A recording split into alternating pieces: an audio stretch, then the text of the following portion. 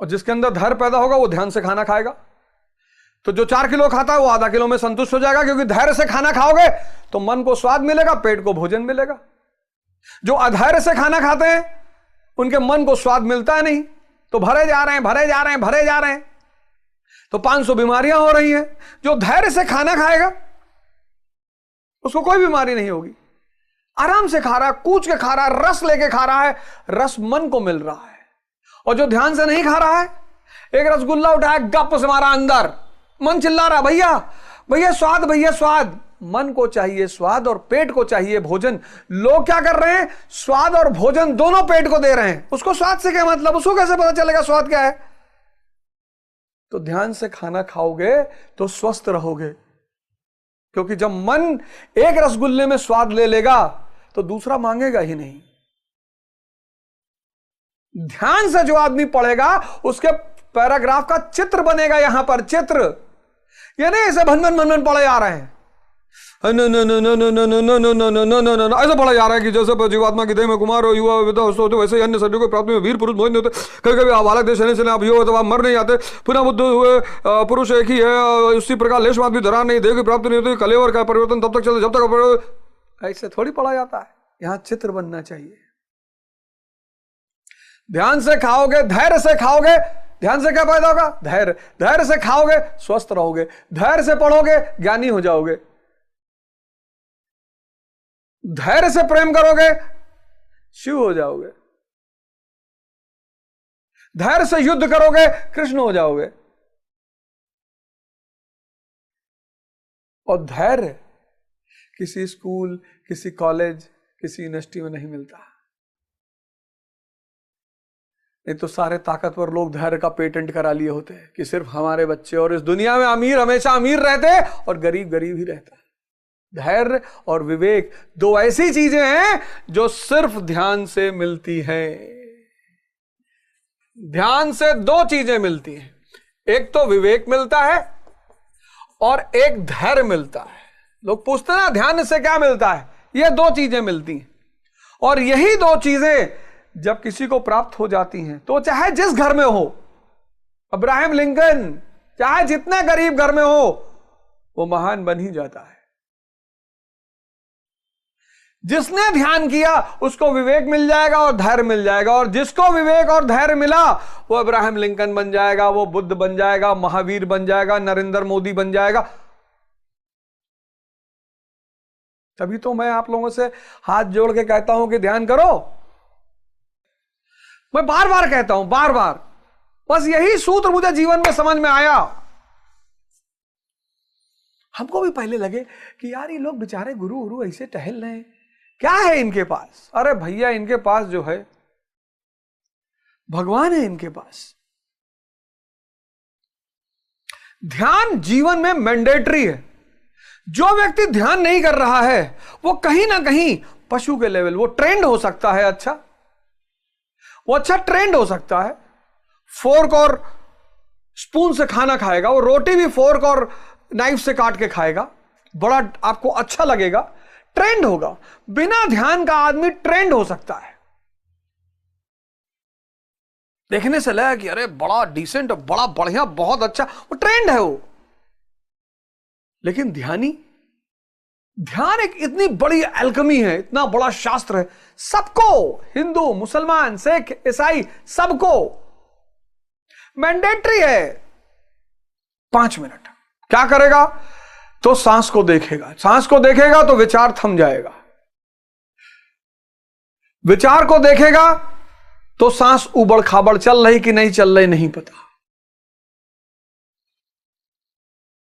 आंख जब बंद करेगा तो कुछ तो देखेगा, तो एक तो विचार देखेगा, लेकिन विचारों की गति इतनी तेज होगी कि बड़ी बेचैनी होगी। आंख बंद करके लाख किलोमीटर प्रति घंटा की स्पीड से विचार चलते हैं, और भी ज्यादा। कहते हैं विचार मन की स्पीड प्रकाश से भी ज्यादा है। आप जब आंख बंद करें तो आपको बहुत दिक्कत होगी, ये मैं मानता हूं, मुझे तो बहुत हुई, बहुत रोए गाए, परेशान हुए बहुत,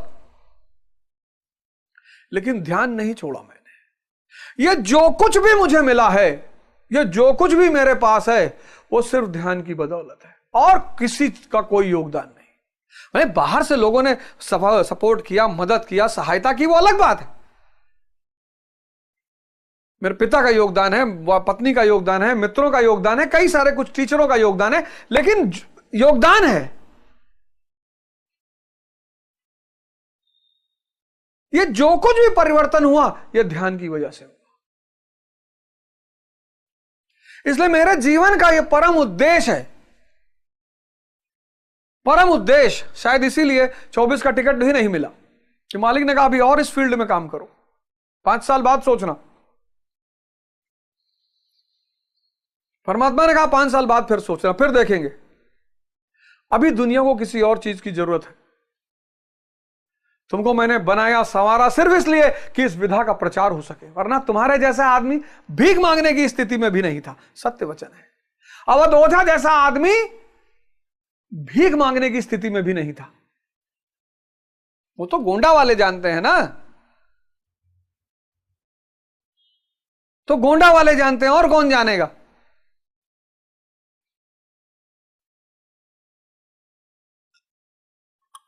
तो एक अवध ओझा गोंडा वाला और फिर एक अवध ओझा इलाहाबाद प्रयागराज वाला, दोनों में जमीन आसमान का फर्क है। गोंडा वाले भी सही है कि अरे भैया जाए दो, पता नहीं कहूं ताबीज वाबीज पाए गया कुछ होएगा है भैया, बाकी तो अब जाने, अब भैया मुंह ना खुलवाओ भैया, रह दो। से कोई बाहर का आदमी जाता है तो कहता अरे भैया ओझा सर ऐसा, ओझा सर और ये बता रहे थे, हो अरे कहा जाए दो भैया, अब हमसे ना कहो।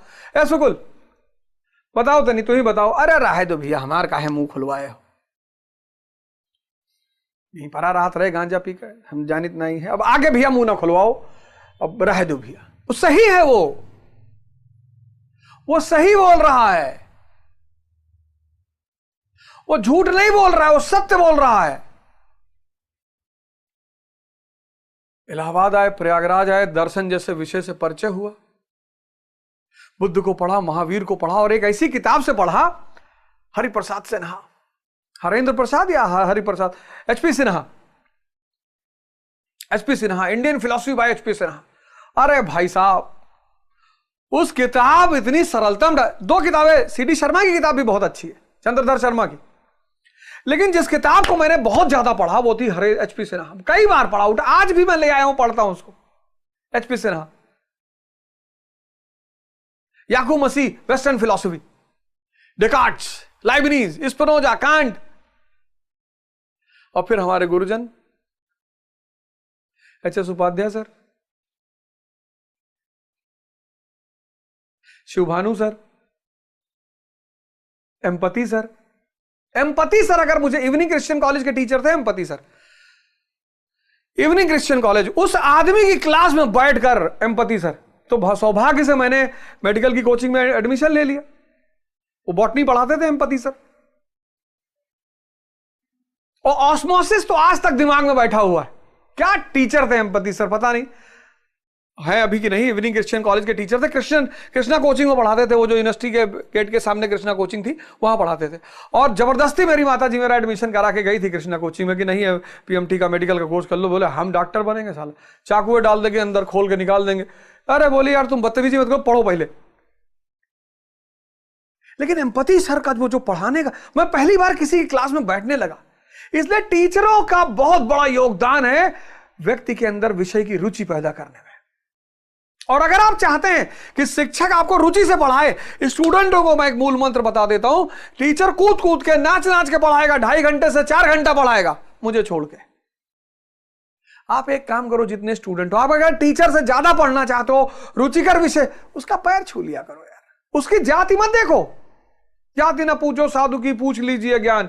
उसकी जाति मत देखो, उसका धर्म मत देखो, उसका क्षेत्र मत देखो, जहां मिले पैर छू लो। इतना मस्त रहेगा, 2 घंटे की क्लास 4 घंटा पढ़ाएगा और खूब रोचकता से पढ़ाएगा। तो ध्यान से पैदा होगा ज्ञान, लेकिन ज्ञान से पहले ध्यान तुम्हें 2 अस्त्र देगा, एक विवेक देगा, एक धैर्य देगा। और जब ज्ञान पैदा होगा, सच्चित आनंद। और इस ध्यान की शुरुआत कराएगा गुरु।